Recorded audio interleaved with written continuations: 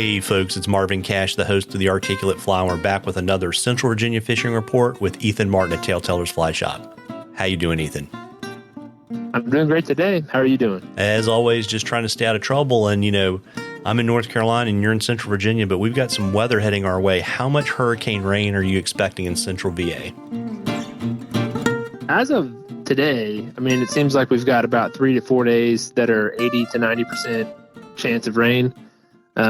It's hard, when it's this far in advance to know what the hurricanes actually do. So for one, I'm just kind of holding my breath on if we, I'm sure we'll get some rain, but we could definitely use it. So as the brook trout are kind of staging up, having that inflow or increased water flow is a good thing. That'll be better for them in terms of spawning and having habitat for the nests. And even, right now, it's not going to be as much of an impact, but once all those leaves drop, it is super helpful if you can get a storm or two that kind of can push out some of those leaves that pile up at the back of the holes where brook trout normally spawn. So I'm ready for some rain, so it is going to be fine with me. Yeah, and so on the brook trout front, right, we're talking about it's orange and yellow dry flies, maybe a dropper if you have enough water, right?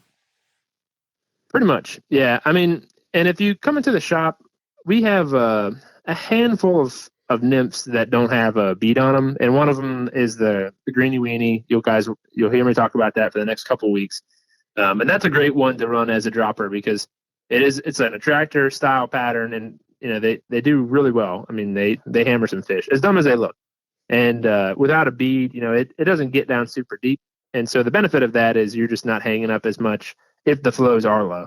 Now, if we do get substantial rain in the incoming week, then lucky for you, we also have greeny weenies that have bead heads. So thank you to our local tires. Yeah, and I bet you even have different beads. You probably have brass beads and tungsten beads. Yes, you're correct. But, that's part of the fun. When I say part of the fun, like some flies, are just there to attract anglers' attention, and it makes them feel confident. Even we've got like 5 different colors of copper johns, and you're like, is there a difference? The answer is some days, and maybe just that color difference really just makes you feel that much more confident. But the greeny weenie is one of those flies that's like, honestly, the first couple of times I tied it on, I felt like a child. I was like, what sort of little, foam or whatever this thing is, chenille, am I using here? But then when you start hammering fish with it, it proves itself pretty well. So it's a good pattern. And like you said, the dry fly, I'm usually still using some form of like terrestrial or stimulator or something like that. And if the water gets up and is just rolling by the next week and a half, then I would say go with a big dry and something that can get down and is bright. So honestly, the greeny weenie probably is going to be a fly that's smoking fish in the next week, just because it is going to be a bright pattern. It's going to stand out against any sort of higher water that we may get. Now, are we going to be at springtime high flows? Probably not, but it'll definitely be higher than what people are used to if you've just started fishing here in the past 2 weeks, or your college kid coming into town, anything like that. Yeah. And of course, then we're also really waiting because, how much rain you get out of this hurricane is going to have a really significant impact on your smallmouth fishing. Yeah. And that's where everything I think is going to get really squirrely. For me, my fall smallmouth fishing, I feel like I'm still somewhat hit or miss on it. Like I'll have a day where you go out and you catch a handful of really good fish, and then you have a day where it's just a couple of dinks. And fall just does that, I think, for smallmouth, because you see all the posts on Instagram. People are like, it's streamer season. The smallmouth are going to start wolf packing up and grouping up together, and so they're going to get hungry for streamers, and that obviously that happens. At the same time, though, the James is a big river, and so if that's the body of water that you're fishing on, and we get this huge influx of rain, then who knows where those fish could go?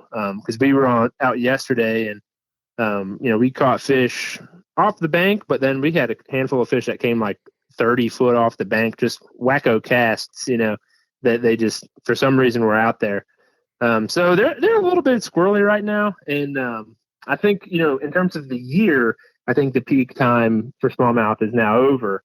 Now, of course, you're going to have your kind of seasons in fall. It'll fluctuate some, but yeah, a lot will just change if we do get a bunch of rain here. Yeah, and I guess kind of it might help you a little bit because I would imagine that rain is going to push them on structure just like it does any other time of the year. Yeah, and it is really low right now in the James. Yeah. And so it's interesting, too, because we've got a question from Brian that kind of flows really well into this. And he wanted to know, when does fall smallmouth fishing peak? So some of that is going to be weather dependent. I mean, that's the hard part. If I could give you a weekend, that would be awesome because then you could take off and get out there and get at it. But so the peak in fall, I would say, it's not going to be the peak of like what we just had really a month ago where it's bug eats 24/7.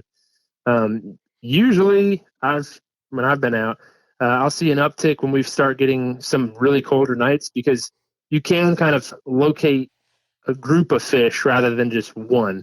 And if that's like more midday sometimes even where you'll just see a handful of fish out sunning and you can just go and peg those things off. So for me, it'd probably be here in like the next 3 weeks is when I'm going to go and just start fishing streamers pretty hard at individuals. If you can sight fish to them, then that's awesome. But usually by mid-November, everything is pretty much into its winter-esque style of fishing. So I guess, in terms of peak, you don't know until you go, right? But I would say by mid-November, you're pretty much into your wintertime routine. So if you do plan on going and you want to try and find a good time, then I would say see what this rain does this week or go this weekend if you want to fish in the rain, if it is going to rain. But then next weekend, I would probably peg as being a pretty good time because you would be after the front. If we do get a bunch of rain, the water will be up. Like you said, it should push them towards structure or towards the bank, maybe one last push. And I would be throwing probably bait fish style patterns. And throughout the day, just put on, a bug just a little bit to see if maybe you could get some topwater action. Yesterday we had a couple of eats on topwater, but it wasn't anything, to write home about. It wasn't like a month ago. So yeah, you're pretty much going to be streamers and maybe a topwater bait fish if you want to try it, Yeah, and I mean, I think the thing too for folks to remember is we're kind of rewinding kind of what we just watched happen, right? Where we knew where they were in the winter. They kind of move out, start ranging around a little bit, spawn happens, then they kind of spread out for the summer. And now if you literally just rewind that movie, that's going to kind of help you figure out where those fish are. Exactly. Yeah. And it's hard because like anytime somebody asks a question, I always feel like I waffle a little bit on the proper answer. And in reality, every river is different, slightly different. So in Central Virginia, the bigger rivers like the James, a lot of times you can find them moving to deeper structured water with a flat nearby. Like that's one of the kind of telltale things of winter. So as fall starts, that is one of the places that we'll go and start fishing to see if maybe they're moving into that style of water or, one random day they're just all pushed up on the bank for some reason, who knows why.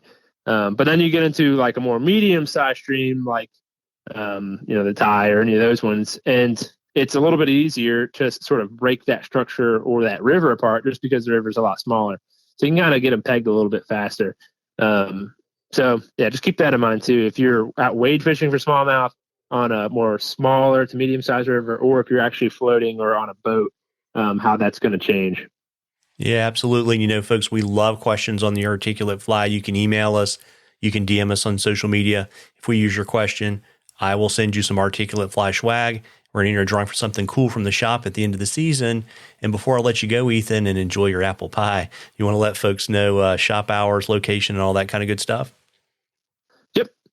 So we're located in downtown Lynchburg, Virginia. We are on Main Street, and if you can't ever make it to the shop, we're open from Monday through Saturday. But if you can ever make it down to see us, then you can find most of our product online, or you can give us a call or Instagram, Facebook, all that jazz. So a couple different ways you can get in touch with us. Well, there you go. Well, listen, folks, weather permitting, and if you do get out and the water's up, please be safe. You owe it to yourself to get out there and catch a few. Tight lines, everybody. Tight lines, Ethan. Tight lines.